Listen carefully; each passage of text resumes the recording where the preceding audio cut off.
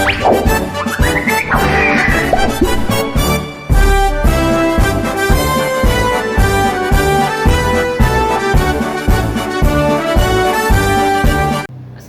warahmatullahi wabarakatuh. Halo teman-teman semuanya, khususnya sobat penggerak dimanapun berada. Jadi di video kali ini saya Sumantri selaku calon guru penggerak angkatan 10 dari Kabupaten Pandeglang akan melaksanakan kegiatan praobservasi untuk aksi nyata modul 2.3, yaitu tentang coaching untuk supervisi akademik. Dan di video kali ini juga saya tidak sendiri, saya ditemani oleh rekan sejawat saya yaitu Ibu Eti Sumiati, yang nantinya akan menjadi objek pengamatan saya di kegiatan observasi kelas nanti. Baik, langsung saja kita ke kegiatan praobservasi. Assalamualaikum Ibu Eti Sumiati. Waalaikumsalam warahmatullahi wabarakatuh.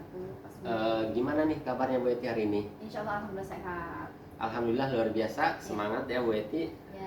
Bu Eti, jadi pada kegiatan kali ini kita akan melakukan kegiatan praobservasi. Oke. Jadi tujuannya yang nantinya untuk supaya Bu Eti lebih siap lagi dalam kegiatan proses pembelajaran nanti di kelas, lebih percaya diri dan mempersiapkan hal-hal apa saja yang perlu dipersiapkan nanti. Untuk kegiatan praobservasi kali ini mungkin ada beberapa pertanyaan yang akan saya tanyakan. Bu Eti, boleh ya? Iya. Baik, untuk pertanyaan yang pertama terkait tujuan pembelajaran yang ingin Bu Eti capai nih di kelas Bu Eti, kira-kira apa nih yang ingin dicapai?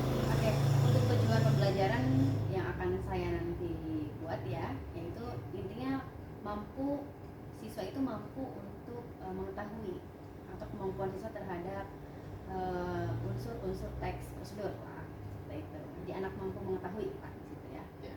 Jadi nanti materinya tentang teks prosedur ya. Ini tujuannya sudah disampaikan juga. Nah, kemudian untuk area pengembangannya yang ingin atau yang akan Ibu kembangkan terhadap siswa-siswa Ibu itu dari segi apa kira-kira? Untuk area pengembangannya di sini itu kemungkinan saya akan membuat sebuah tujuan ya, dalam artian pengembangan terhadap anak terhadap teks-teks itu sendiri, kemudian untuk kemampuan itu ya, untuk area pengembangannya. Jadi lebih ke kemampuan dan keterampilan anak terhadap sebuah teksnya. Siap. Baik, jadi nanti lebih mengembangkan ke pengetahuan keterampilan. Mungkin nanti murid juga langsung eksekusi ya, mungkin untuk membuat teks prosedur ya, teks prosedur ya. Nah kemudian Bu, nanti dalam melaksanakan kegiatan pembelajaran ini kira-kira model pembelajaran apa nih yang akan Ibu Eti gunakan? Oke, untuk model pembelajaran yang sesuai, mungkin saya akan melakukan model pembelajaran tentang model delikan Pak, itu dengar, lihat, dan kerjakan. Baik, untuk strategi pembelajarannya nanti Bu Eti akan menggunakan model pembelajarannya akan menggunakan model pembelajaran delikan ya Bu ya? Iya. Kemudian untuk strategi pembelajarannya kira-kira nanti mau seperti apa nih Bu? Oke, untuk strategi pembelajaran yang saya akan lakukan yaitu kemungkinan saya akan mengedepankan pada pembelajaran berdiferensiasi yang terintegrasi secara sosial dan emosional. Nah, jadi berarti strategi pembelajarannya akan menggunakan strategi pembelajaran berdiferensiasi yang terintegritas pada pembelajaran sosial dan emosional ya Bu ya. Nah kemudian bagaimana dengan media pembelajaran yang akan Ibu gunakan? Oke, untuk pada pembelajaran kemungkinan saya akan menggunakan ya beragam contoh teks prosedur tentunya Pak ya. Kemudian kemungkinan KPD, PPT, mungkin laptop dan proyektor. Baik Bu Eti, luar biasa sekali ya Bu Eti. Nah kira-kira Bu Eti ini akan melakukan pembelajarannya di hari apa dan di kelas berapa? Oke, untuk pembelajaran insya Allah nanti saya akan mulai ya Pak ya di hari Rabu. Kemudian kemungkinan di kelas sasarannya kelas 11 karena sesuai dengan pembelajaran di jam setelah istirahat. Baik Bu Eti, nanti pembelajarannya akan dilakukan setelah istirahat pertama mungkin ya. Nanti saya akan melakukan supervisi kelas juga. Nanti di sana saya akan mencatat hal-hal apa saja yang terjadi ketika Ibu melaksanakan pembelajaran Bu ya. Dan nanti setelah kegiatan observasi juga kita akan melakukan kegiatan pasca observasi kembali Bu Eti ya, yang nantinya akan dihadiri oleh pendamping praktik ya, atau pengajar praktik ya. Baik Bu Eti, sebelum kita akhiri pertemuan kita pada hari ini, kira-kira apa ini yang Ibu dapatkan dari hasil percakapan hari ini? Oke, mungkin saya mendapatkan gambaran Pak tentang media yang akan saya gunakan ya. Kemudian tentang persiapan tentunya untuk saya mengajar di hari Rabu depan itu, seperti itu.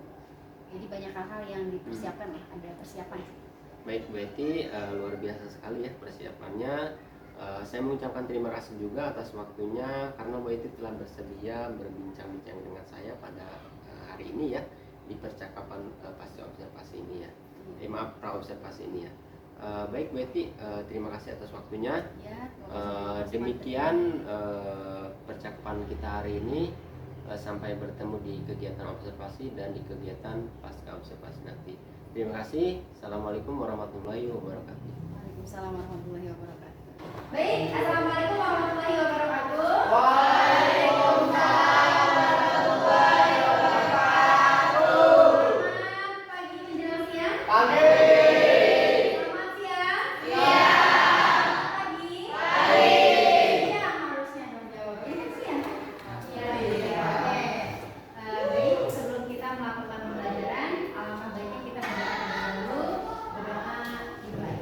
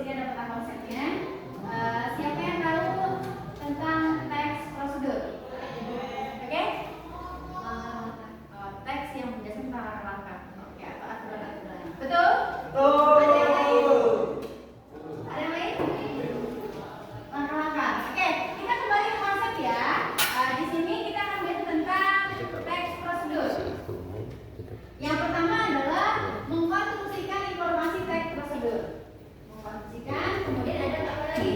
Menganalisis struktur dan pembahasan teks. Yang selanjutnya merancang pernyataan umum dan tahapan-tahapan teks. Yang selanjutnya mengembangkan teks. Kemudian ada langkah-langkahnya nanti akan dikembangkan. Kemudian teknik penulisan teksnya nanti selain ini ya.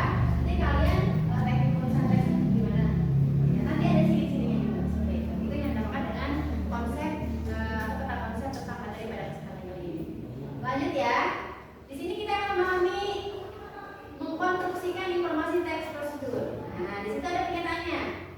Teks prosedur adalah teks yang berisi langkah-langkah atau tahapan-tahapan yang harus ditempuh untuk mencapai sebuah tujuan. Jadi kita bukan hanya dalam teks saja ya. Jadi teks prosedur itu mengajarkan kepada kita bahwa kita untuk mencapai sesuatu itu harus ada langkah-langkahnya. Jadi ketika kita mencapai sesuatu berarti butuh langkah-langkah. Gimana berarti kalau tidak ada langkah-langkahnya? Kita bakal mencapai sasaran tidak? Tidak. Kalau kita misalnya mau berjalan ke arah Tarakan, kita jalannya kemana harusnya? Bisa jalan lintas kan? Bisa. Cuma nanti mana jarak tempuh yang terdekat seperti itu. Bisa dari sini langsung, atau kamu mau muter dulu misalnya ke Babakan, ke Cimangat, boleh. Tapi kan jauh kan? Nah, kita cari langkah-langkah yang secepatnya seperti itu ya. Yang kedua, teks prosedur terdiri atas 3 jenis, yaitu teks prosedur sederhana, teks prosedur kompleks, dan pembelajaran itu ya. Lanjut. Cirinya, Bu, kenapa sih teks prosedur itu harus ada ciri? Manusia juga ada cirinya. Apa manusia cirinya? Berkaki 2. Hewan juga berkaki 4. Manusia dengan hewan berarti beda, betul? Betul. Berarti cirinya teks prosedur yang pertama adalah judul tertulis secara jelas. Harus jelas. Kalau tidak jelas, gimana kita mau membentuk langkah? Dari judulnya dulu, sasarannya harus jelas. Ya. Yang kedua adalah langkah-langkah kerja dipaparkan secara urut. Satu dengan langkah kerja lainnya koheren. Koheren itu berkesinambungan. Misalnya teks prosedurnya, kamu mau berwisata ke puncak.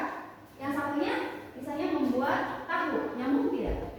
Tidak. Jadi yang satunya misalnya berwisata ke gunung, yang satunya berwisata ke puncak. Sama aja, ke pantai. Namanya wisata. Lanjut. Kemudian yang keempat, teks prosedur bersifat informatif. Apa itu informatif? Sudah Ibu jelaskan kemarin. Informatif. Teks prosedur bersifat informatif, berarti bersifat informasi, memberikan sarana informasi sehingga pembaca bisa mengikuti langkah-langkahnya, sehingga pembaca bisa menikmati isi dari teks prosedurnya. Yang kelima, teks dipaparkan secara terperinci tersusun. Nah, itu. Kemudian yang keenam, isi informasi bersifat objektif. Apa itu objektif? Ini sesuai dengan kondisi yang ada. Kamu misalnya sasarannya kamu mau membuat teks prosedur tentang cara membuat tempe. Ya kamu bahasnya tempe, jangan kamu membuat tahu sama sedikit ya. Ya kan pokoknya sesuai dengan apa yang kita sesuai dengan objek yang kita jadikan sasaran, gitu ya. Yang ketujuh, informasi yang disampaikan bersifat universal. Itu menyeluruh, bisa dikonsumsi oleh publik. Misalnya kamu mau kemana, kamu mau buat apa, itu bisa dikonsumsi oleh publik. Oh jadi kayak gini ya pembuatan ini, oh kayak gini ya pembuatan ini, gitu ya. Yang kedelapan, teks bersifat aktual. Apa itu aktual? Nyata, akurat, sesuai, dan logis. Logis itu apa? Logis sih masuk akal nih. Oh ternyata membuat tempe itu kayak gini. Ada membuat tempe misalnya pakai bahannya bahan pembuatan tempe harus pakai raginya, pakai pasta, kan? Itu gak logis, gitu kan? Pakai tempe, pakai ragi, bukan pakai pasta. Kalau pasta pakai pembuatan apa kalau pasta? Itu ya, itu cirinya.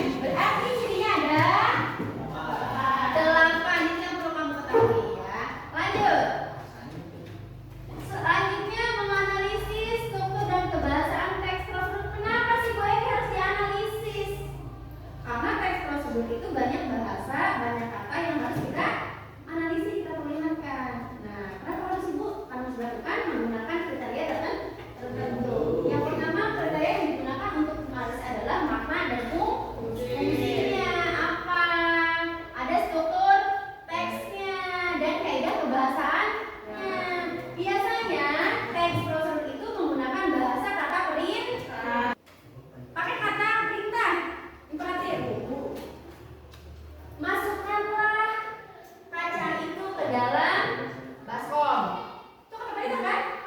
Pergilah atau ambillah, tuangkanlah, gabungkanlah. Pokoknya adalah langkah itu berarti imperatif kata perintah. Sebetulnya ada tujuan, ada langkah 1, langkah 2, langkah 3, langkah 4 dan penutup. Pokoknya ini bagian dari struktur teksnya ya. Ada tujuannya. Kemudian ada langkah pertama, langkah kedua, boleh kayak baca. Tuh. Dan terakhir adalah penutup. Bu Eti gimana kalau langkahnya yang keempat jadi apa 1? Bisa nggak? Tidak bisa, harus mengikuti alur langkahnya. Misalnya membuat tempe, langkah yang pertama harusnya misalnya sediakan dulu kacanya. Berarti kan dipilih kacanya kan? Kacanya yang bagus. Ini maksudnya si kawannya si Andi langsung digodong si kacanya. Misalnya dari turun, kacanya dari mobil langsung direbus. Gak gitu kan? Harus ada campuran lagi dulu. Itu ya Din ya? Mau jadi bos ini kan tempe kan Din? Iya. Bisa Allah. Bosnya Din, bukan karyawannya. Ya, kalau jadi bos tempe kan namanya juga bos. Bisa menggaji orang. Oke. Lanjut. Kemudian kebahasaan kaidah teks prosedur ada berapa? 5. Menggunakan kalimat imperatif tuh. Kemudian deklaratif, persuasif dan interrogatif. Ya, ada kalimat ajakan, pemaparan dan seterusnya. Yang selanjutnya menggunakan kata urutan atau langkah. Ada ya? Karena namanya teks prosedur berarti harus adanya langkah. Selanjutnya menggunakan nominan dan partisipan. Itu ada ya bagian-bagian tinggal kalian baca aja. Ibu intinya saja. Yang keempat, menggunakan verba atau kata kerja. Kemudian yang kelima menggunakan konjungsi. Ya, ada orang ketiga, orang kedua dan selanjutnya. Itu adalah pembahasan dan kaidahnya. Lanjut. Masuk ke pembahasan kebahasaan kaidah teks prosedur. Menggunakan kalimat imperatif. Apa contohnya? Bukalah,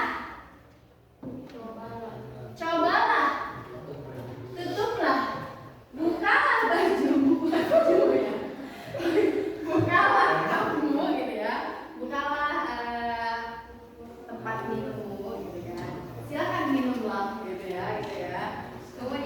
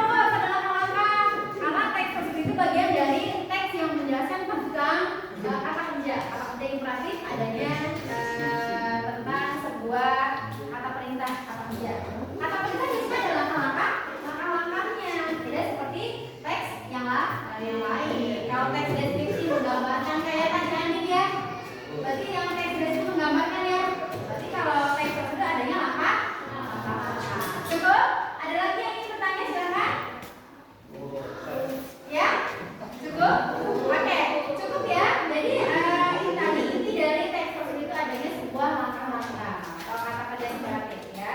Baik untuk apa namanya tugas kelompoknya nanti sebenarnya ibu mungkin di grup kelas masing-masing yang sudah dikirim tadi ya. Ya. Sudah dicek, sudah diakses, sudah. Silakan nanti dicek.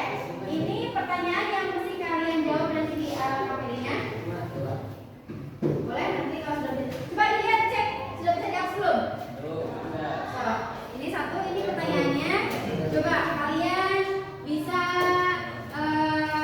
disambungkan atau diurutkan? Coba dicek. Tolong dikerjakan bersama teman-teman ya supaya paham. Kalau tidak paham silakan tanyakan ke ibu. Kamu boleh bisa berhenti. Kamu kelompoknya kelompok mana? Sini ada buku. Nah, supaya nyaman duduknya. Oke. Silakan, di atas dulu. Sudah ketemu? Kelompok 1 sudah ketemu? Sudah bisa akses? Sudah. Kelompok 2? Oke. Kelompok 3 sudah? Pakai HP siapa? Oke. Kelompok A sudah? Oke. Andi sudah? Oke. Silakan selamat mengerjakan. Mengerjakan.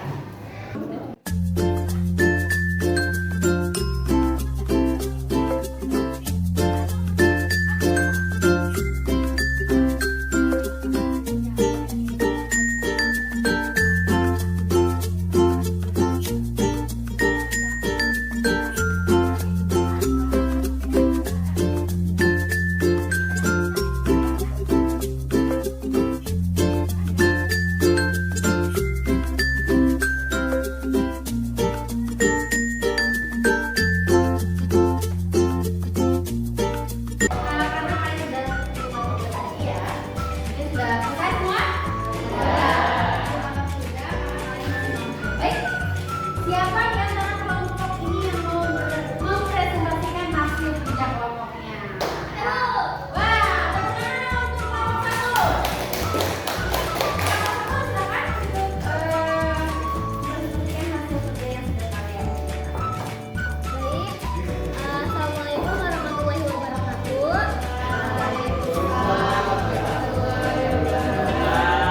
Tolong disimak ya. Izin ya untuk mempresentasikan hasil diskusi kami tentang teks prosedur, yaitu step-step skincare yang akan dibacakan oleh teman saya yaitu Hikmah. Kepadanya saya persilakan. Alam, perhatikanlah. Oke, baik. Ini saya akan membacakan teks prosedur yang telah kelompok kami buat, yaitu urutan-urutan skincare. Tahap-tahap pertama itu, Tolong disimak. tahap-tahap pertama itu kita tuh double cleansing dulu. Oke. Itu membersihkan make up dulu. Kedua, baru kita cuci muka pakai sabun cuci muka. Oke. Terus ketiga, eksfoliasi. Oke. Mengekspor. Terus keempat, toner. Kelima, essence. Keenam, serum. Ketujuh, sheet mask. Kedelapan, krim mata. Kesembilan, krim pelembab. Kesepuluh, sunscreen. Ini urutan skincare pagi. Urutan skincare malam itu double cleansing, terus eksfoliasi tapi 2 minggu sekali. Ya. Keempat, toner. Kelima, essence. Keenam, serum. Ketujuh, sheet mask. Oke. Seminggu 2 kali. Ya. Ke-8 krim mata. Ke-9 pelembab malam. Ke-10 tidur. Oke. Ke-10-nya tidak dong, tepuk tangan. Sekarang siap-siap langkah untuk membuat wajah kita cerah.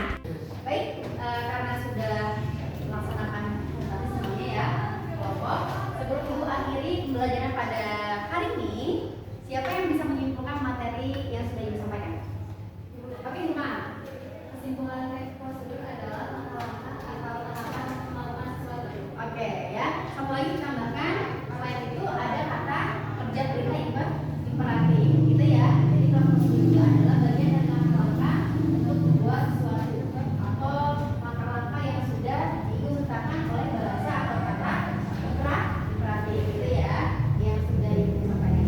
Baik, untuk pertemuan pada kesempatan kali ini kita cukupkan ya. Cuma nanti Ibu akan kirim link juga untuk refleksi kegiatan. Nanti bisa kalian lihat nanti di grup masing-masing ya. Cukup sekian? Cukup? Ada yang ditanyakan lagi tidak? Tidak ya. Terima kasih untuk pembelajaran hari ini. Kita akhiri dengan mengucapkan hamdalah. Terima kasih. Assalamualaikum warahmatullahi wabarakatuh.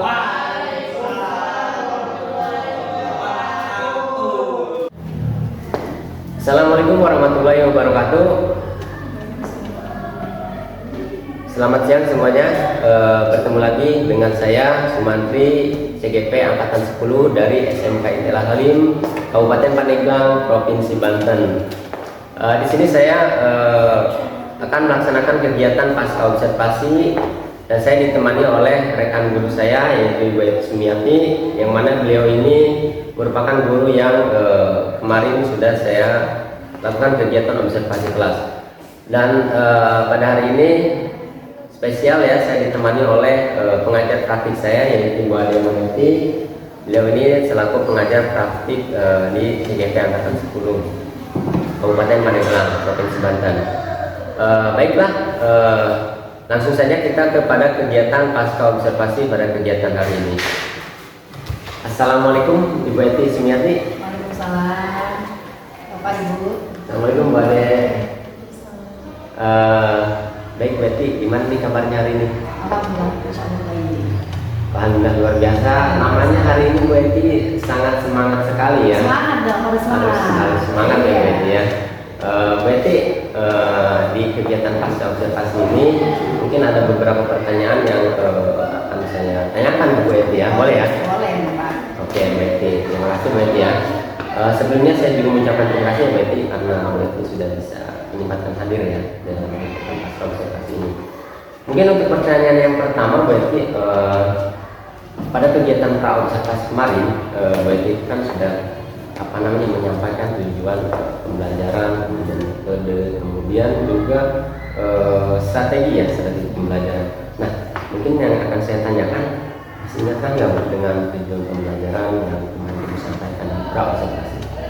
Baik ya Mas Menteri.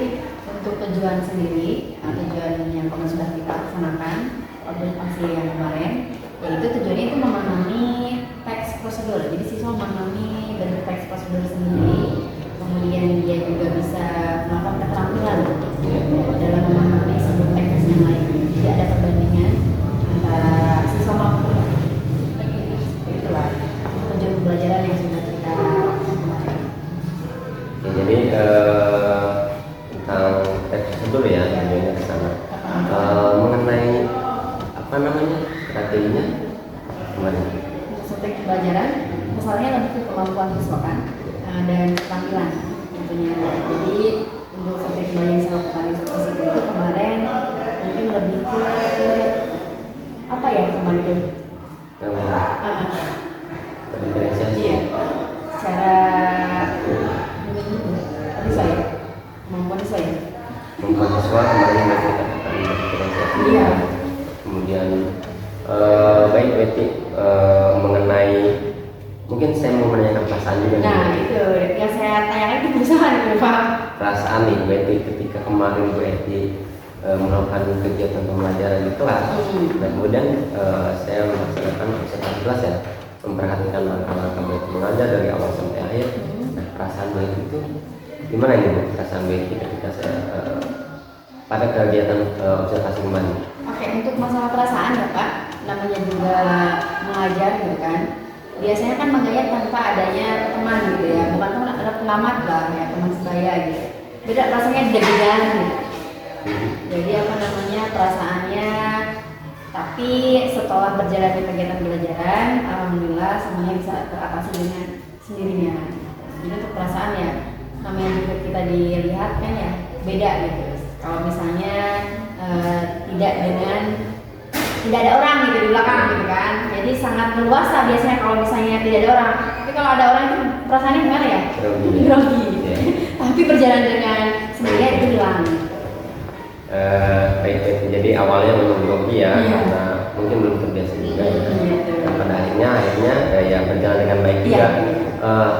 Bisa diceritakan nggak nih Bu Eti, apa namanya, kegiatan pembelajaran kemarin, mungkin langkah-langkah atau tahapan yang sudah Ibu lakukan di kegiatan pembelajaran kemarin itu apa saja ya? Ceritakan sedikit. Yang sedikit ya, seperti biasa apa ya. Jadi adanya sapa anak-anak lah. Kemudian kita sedikit membuat semangat anak-anak kelas lah, karena jam-jam siang gitu kan. Jadi butuh semangat anak-anak juga. Kemudian langsung kita ke kegiatan pembelajaran. Selain itu kan, ada motivasi anak. Kemudian kita membuka pembelajaran melalui fokus tentang materi pembelajaran yang diberikan kepada anak. Kemudian setelah itu anak mampu bertanya. Kalau tidak ada yang tanyakan, kita langsung ke pembelajaran yang berkelompok. Baik Betty. Kemudian juga mungkin apakah tujuan pembelajaran, kemudian media yang digunakan, kemudian strategi pembelajaran yang digunakan, media aja juga, apakah itu sudah dilakukan oleh Bu Eti pada kegiatan kemarin? Secara sadar sudah ya, berdasarkan tahapan-tahapan yang sudah dipersiapkan tentunya. Ya, alhamdulillah, jadi untuk media pembelajaran, kemudian strategi sudah diterapkan di pembelajaran kemarin. Sudah berjalan dengan baik ya, semuanya sudah dilakukan sesuai tahapan. Nah berarti dalam kegiatan kemarin mungkin pasti ada kekurangan dan juga ada, intinya pasti ada kekurangan dan hambatan-hambatan. Menurut Betty, hambatan apa nih yang Ibu rasakan, kemudian kekurangan apa yang ada ketika kegiatan pembelajaran kemarin, pada kegiatan konsultasi kelas kemarin? Oke.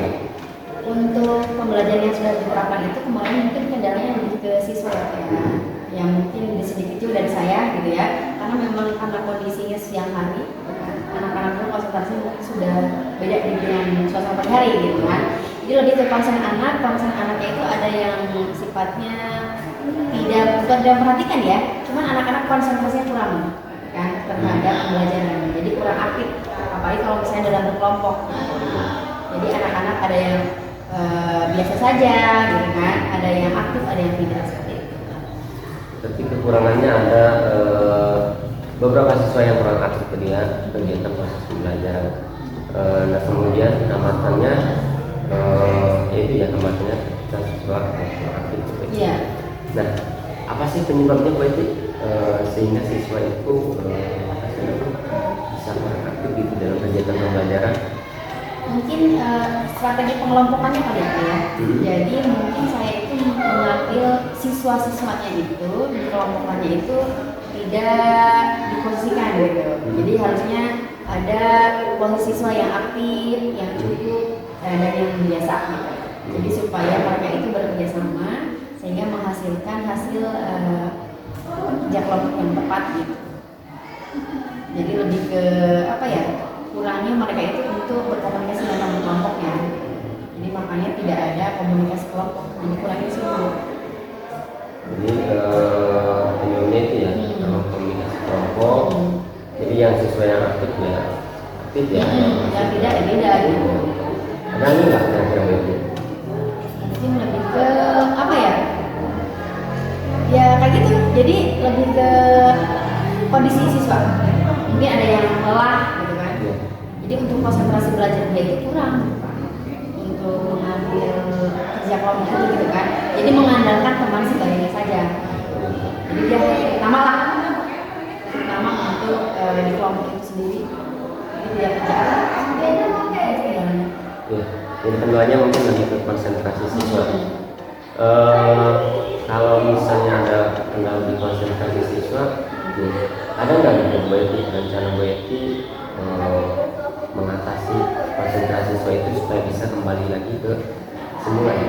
Kira-kira apa itu supaya konsentrasi siswa itu kembali lagi ke normal. Mungkin solusinya kayak gitu Pak, pembentukan kelompoknya terpisah gitu ya. Jadi nanti kelompok yang aktif nanti digabung dengan anak-anak yang aktif. Kemudian kelompok anak-anak yang cukup, kelompoknya dengan anak-anak yang cukup. Kemudian yang biasa saja. Nah, tapi nanti materi yang saya sampaikan juga, yang saya berikan juga nanti sesuai gitu dengan kemampuan siswa di masing-masing kelompok. Jadi, tidak disamakan dengan yang lainnya. Tingkat kesulitannya. Oh iya, jadi mungkin nanti ke depannya akan melakukan itu ya, Iya. pengelompokan berdasarkan kesiapan belajar Iya, juga ya. mungkin ya bisa belajar anak. Kesiapan belajar anak supaya siswa lebih aktif kembali ya Iya. pembelajaran di kelas gitu. Jadi tidak mengandalkan siswa yang hanya aktif saja Iya. di kelas. Kalau misalnya saya, kalau saya, kalau misalnya dinilai dikali angkaan nih, dari angka 1 sampai 10, menurut Bu Eti nih proses kegiatan belajar kemarin itu di angka berapa nih? 7 kah, 8, atau 9, atau 10 Bu? Menurut saya ya, ya karena 8 lah. 8. 8. Kenapa bisa 8? Kenapa nggak 9, 10, atau 7 atau 8 itu rata-rata, jadi menurut saya bahwa enggak enggak gitu kan. Iya. Jadi kalau misalnya 8 saya akan meningkatkan lagi gitu Pak. Kalau misalnya 7 ya itu saya terlalu ya, karena saya menyesuaikan pembelajaran ya dikira-kira 8 itu cukup untuk saya gitu. Mungkin nanti bisa 9 ke 10 mungkin memperbaiki yang lainnya di situ. Ya karena kemarin itu kenapa saya menambahkan dengan 8 itu saya mungkin karena situasi kondisi juga ya. Kalau di pagi hari dengan siang itu belajar beda Pak. Jadi kesiapan anak untuk belajar juga beda mungkin ya. Kemudian anak-anak yang pasca remaja juga mungkin, apalagi remaja putri ya, biasanya kan ada kata 5L, lemah, letih, lesu, loyo kan. Jadi untuk pembelajaran itu kita butuh ekstra untuk itulah seperti itu. Nanti kalau misalnya perbandingannya, kalau misalnya di pembelajaran di pagi hari ya, nanti kelihatan perbandingannya beda dengan siang hari seperti itu. Jadi mungkin 8 lah. 8 ya? 8 insya Allah. Ini mungkin merupakan tantangan juga ya, Iya. kegiatan belajar di siang hari ya. Kemudian anak-anak juga kan, Ya. jadi respon anak juga kalau misalnya itu ngaruh juga kan, makanya saya dapatin 8. Anak-anaknya kurang begitu antusias, dalam artian beda aja kalau di pagi hari dengan di siang hari gitu kan. Jadi kesiapan belajar itu sendiri. Ya, siap, baik, terima kasih. Jadi begitu ya, kenapa main angka 8, karena berarti semuanya berjalan baik ya, mungkin ada beberapa yang kekurangan. Nah, untuk kekurangannya mungkin bisa buat tingkatan ya. Mungkin saya ingin tahu nih, supaya ke angka 9 atau 10, berarti dalam kegiatan pembelajaran berikutnya mau melakukan apa nih? Dari mulai awal sampai dengan kegiatan pembelajaran sampai dengan angka 9. Mau melakukan apa nih? Supaya di angka 8 ini naik ke angka 9. Apa nih yang mau dikembangkan lebih, apa ya namanya? Lebih mendetail lah, lebih fokusnya di perumahan yang mana nih? Supaya ke angka 9. Lebih ke yang pertama mungkin penguasaan kelas dulu ya. Jadi kesiapan dari siswa dulu saya perhatikan, saya lihat gitu kan. Entah itu menanyakan apakah bisa belajar gitu kan, apakah yang saya tidak gitu kan, supaya pelajaran pada saat ini nanti berjalan dengan baik dan sesuai harapan. Kemudian selanjutnya adalah fokus terhadap materi yang saya sampaikan. Mungkin kemarin dari model Delikan kurang begitu asik gitu kan, mungkin bisa mencoba model pelajaran yang lain. Dari strategi dan modelnya, kemudian dari tingkat fokus anak nanti difokuskan kembali, entah itu stimulus anak kan, melalui misalnya kita boleh berjoget kan, kelas boleh kan, misalnya dirangsang dengan tepuk tangan gitu kan, supaya fokus anak itu lebih lebih kelihatan untuk pembelajaran. Gitu. Ada lagi nggak? Apa yang kira-kira? Mungkin nanti lebih ke lembar kerja yang disampaikan, yang menarik lah temanya gitu kan. Jadi anak-anak nanti kalau misalnya untuk kelompok temanya lebih menarik aja materinya, supaya anak-anak wah temanya udah bagus nih, jadi seru kan. Lihat dari tema dulu, jadi anak-anak jadi semangat lah untuk mengerjakan tugas kelompok. Tadi saya menangkap media bukan media metode ya, metodenya menggunakan pendidikan juga ya. Nah, berarti juga nanti rencananya akan menggunakan metode yang lain ya. Nah, itu maksudnya di dalam satu kegiatan pembelajaran apa berganti metode, apa mungkin di satu pelajaran itu menggunakan berbagai metode? Kayak gitu. Kalau misalnya di dalam belajar kan metode ya, mungkin pergantian metode. Jadi ketika metode ini kurang pas nih, kita ganti saya lagi. coba lagi nih. Yang lain. Gitu. Tapi mungkin tidak dalam pembelajaran ini ya, mungkin pembelajaran yang akan datang. Ya, yang akan datang. Siap. Ketika apa namanya ada siswa yang kurang aktif di kelas, ada nggak stimulus yang mungkin bisa dilakukan yang membuat siswa itu aktif? Ya mungkin anak-anak kan sekarang zaman digital ya Pak. Kita mempromosikan internet gitu, kan banyak kan situ kan, kita bisa menarik dulu gitu kan, atau bisa menggerakkan tangan ya, supaya mereka itu apa namanya bekerja dengan baik lah, indranya gitu, sudah siap fokus untuk belajar. Jadi mungkin memanfaatkan media seperti musik ya, atau dari YouTube kan, untuk fokus anak, bahasa anak untuk siap belajar. Mudah-mudahan dengan itu anak-anak juga terangsang untuk siap belajar. Dari tadi loyo kan, kita misalnya bergerak dengan musik kan, biasa musik itu kan salah satu apa ya, yang bisa mengantarkan kita untuk semangat atau misalnya fokus kita lah ya. Jadi mungkin salah satu itu. Baik, mungkin saya akan nanya lagi mengenai keterampilan. Nah, pada kegiatan keterampilan anak di pelajaran yang baik dilakukan, apakah sudah tercapai atau belum itu? Jadi untuk keterampilan sudah ya Pak ya. Jadi anak sudah bisa membuat teks prosedur, membandingkan teks prosedur dengan yang lain gitu. Jadi anak-anak di masing-masing kelompok sudah bisa mempresentasikan hasilnya di depan teman-teman kelompoknya. Ya, jadi anak-anak mengenai keterampilan juga sudah bisa menyesuaikan ya dengan materi yang sudah disampaikan, kemudian tugas-tugas juga sudah sesuai ya dengan kemampuan anak juga. Baik Betty, mengenai rencana tindak lanjut yang akan Betty lakukan di pembelajaran yang berikutnya, tadi itu yang akan membagi kelompok sesuai kesehatan belajarnya, yang aktif, yang siswanya mampu berarti yang mampu ya, yang kurang mampu misalnya kurang memahami, tapi sekelompok itu berdasarkan kesehatan belajarnya. Nah, ini kapan kira-kira akan dilakukan seperti itu Betty? Harusnya secepatnya Pak. Ya, karena memang sekarang lagi hangat-hangatnya nih, gitu kan. Saya juga semangat, gitu kan. Mudah-mudahan secepatnya saya akan membuat pembelajaran yang lebih dibanding masa kemarin. Secepatnya supaya masih hangat-hangatnya saya mempraktekkan. Kalau ditunda lagi kan nanti mungkin beda lagi. Yeah. Jadi kalau misalnya dipraktekkan langsung kan, ya masih hangat saya juga gitu. Jadi semangat untuk belajar juga. Jadi kesiapan belajar itu bukan hanya siswanya tapi gurunya juga tentunya yang buat leader kan dalam kelas. Mungkin itu akan dilakukan secepatnya ya. Dan mudah-mudahan bisa terrealisasikan juga ya Baik ya. Apa yang tadi Baik sampaikan rencananya bahwa kedepannya akan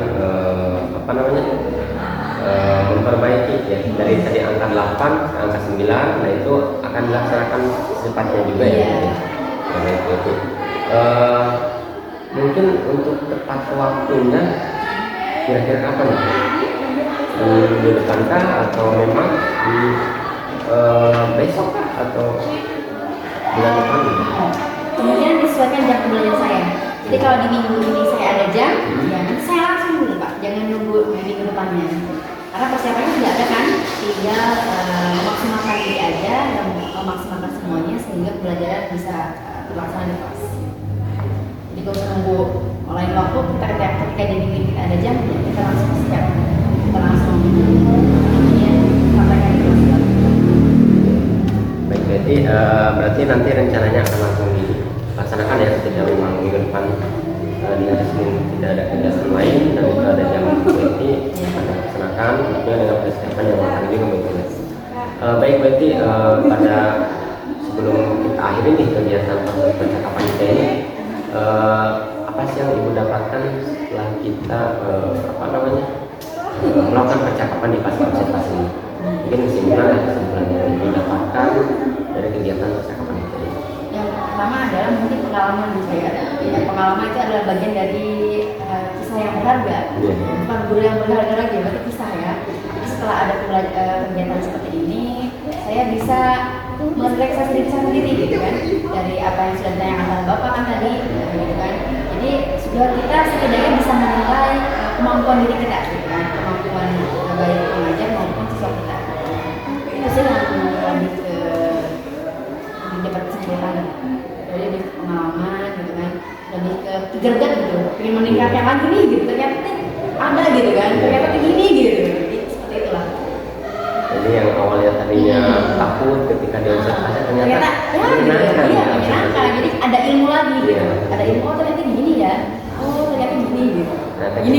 kita tahu juga kan potensi yang ada di dalam diri kita, ternyata kita kekurangan ini. Iya, kita apa ini iya gitu. Sebetulnya masalah itu jawabannya ada. Iya benar. Mudah-mudahan berarti kegiatan di minggu berikutnya berjalan dengan lancar ya, semuanya bisa terrealisasikan apa yang ibu harapkan sesuai dengan tujuan pelajaran yang sudah direncanakan dari modul belajar atau RPP yang ibu buat itu guys ya. Baik Bu Eti, sebelumnya saya mengucapkan banyak terima kasih juga karena Bu Eti dari mulai pra observasi sampai dengan kegiatan observasi dan ini di pasca observasi juga bisa meningkatkan hadir pada kegiatan hari ini. Mudah-mudahan apa yang kita lakukan ini berarti mulai dari pra sampai pasca bisa menambah pengetahuan, bisa meningkatkan kualitas kita dan bisa menambah ilmu baru juga bagi kita ini ke depannya. Baik, mungkin selanjutnya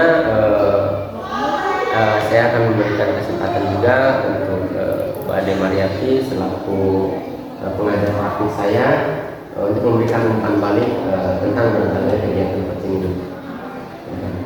Baik Pak Sumantri, terima kasih waktunya dan dalam hal ini saya mau mengucapkan terima kasih kepada Bu Eti ya karena sudah membersamai Pak Sumantri dalam kegiatan coaching pasca observasi ini. Baik Pak Sumantri, tadi kan Pak Sumantri meminta tanggapannya ya. Saya akan memberikan sedikit tanggapan dari kegiatan coaching pasca observasi yang sudah dilakukan oleh Pak Sumantri dan juga Bu Eti. Kalau kita lihat dari prinsip coaching itu mulai dari kemitraan, proses kreatif dan juga memaksimalkan potensi ya. Di dalam permintaan ini sudah terlihat posisi Pak Sumantri sebagai coach di sini tidak menggurui Bu Eti sebagai coaching, tetapi kegiatannya itu memang kegiatan coaching itu berjalan dengan bagus ya kan. Pak Sumantri dalam proses kreatifnya itu memang sudah mampu mendengarkan dengan baik, kemudian menyimpulkan ataupun merangkum hasil dari yang dipaparkan oleh Bu Eti, kemudian menanyakan lagi, membuat pertanyaan lebih lagi terhadap hal-hal yang dipaparkan oleh Bu Eti. Kemudian kita lihat di sini kegiatan coaching ini sudah berjalan dua arah. Dalam artian bukan hanya coachnya saja yang bekerja, tetapi di sini teknologi sudah ada. Jadi Bu Eti ya mampu menetapkan apa yang ditanyakan oleh Pak Sumantri, kemudian Pak Sumantri mampu membuat pertanyaan yang lebih mendalam lagi. Di sini sudah terlihat percakapannya dua arah dengan baik. Kemudian pertanyaannya juga sudah mulai bagus gitu kan.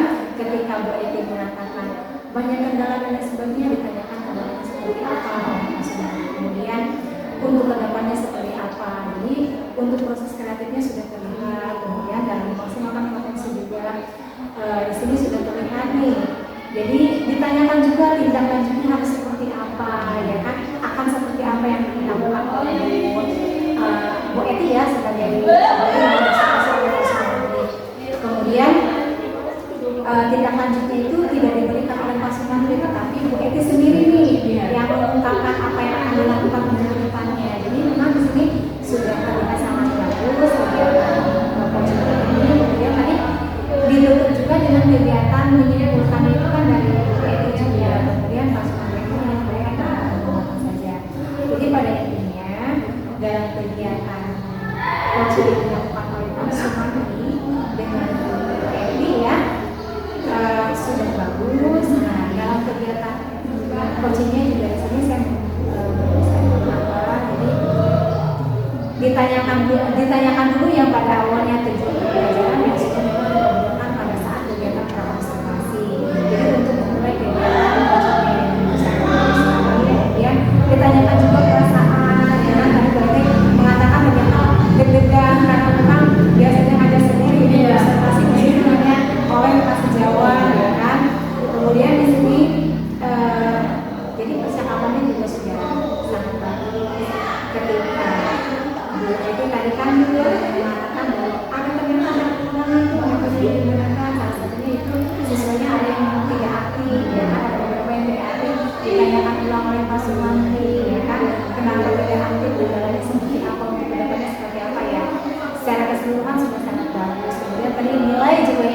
sempat ditanyakan untuk menilai diri sendiri kenapa di angka sekian. Nah, dan itu juga diungkapkan oleh Bu Eti kenapa nilainya sekian, karena merasa masih ada kekurangan. Dan kemudian Bu Eti juga mampu mengungkapkan untuk kedepannya supaya nilainya lebih bagus. Yang akan dilakukan adalah strategi yang sebenarnya sudah diungkapkan oleh Bu Eti. Jadi mampu mencari solusinya sendiri. Jadi Pak Sumantri di sini memang tidak terpancing untuk memberikan masukan ataupun memberikan masukan kepada Ibu Eti. Jadi kesimpulan, alhamdulillah kegiatan ujian ini berjalan dengan baik, dan mudah-mudahan seperti yang diungkapkan tadi adik-adik bahwa yang namanya kegiatan ujian ini kita harapkan memang kalau sebagai guru untuk meningkatkan ya kan kualitas pembelajaran, kemudian untuk untuk mengembangkan dan mengoptimalkan potensi kita sebagai guru supaya untuk kedepannya lebih baik lagi seperti tadi yang sampai oleh Bu Eti ya.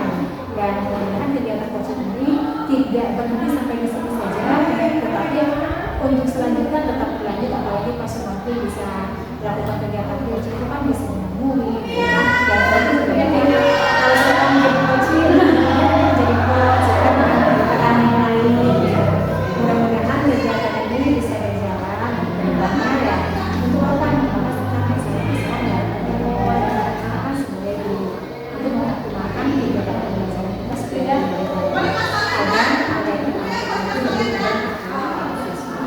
baik Pak Sumantri dan juga Eti, sekali lagi terima kasih karena sudah melakukan kegiatan coaching master observasi. Pak Sumantri, itu saja tanya saya. Pokoknya ini sudah berjalan. Terima kasih Bu Ade atas baliknya yang sangat luar biasa juga nih, luar biasa maksudnya. Dan ini memberikan semangat juga ya buat kita. Saya selaku coach dan itu selalu coach juga gitu, lebih meningkatkan kualitas diri dan tentunya meningkatkan kualitas pembelajaran di kelas kita ya. Baiklah, terima kasih Bu Eti atas waktunya, kemudian Bu Ade juga terima kasih atas waktunya. Baiklah, rangkaian kegiatan pada kegiatan pasca observasi ini saya kira sudah selesai. Mungkin pada kegiatan ini saya akhiri dengan membaca hamdalah alhamdulillahirobbilalamin. Terima kasih. Saya Sumantri undur diri. Assalamualaikum warahmatullahi wabarakatuh. Salam guru penggerak, bergerak dan bergerakkan.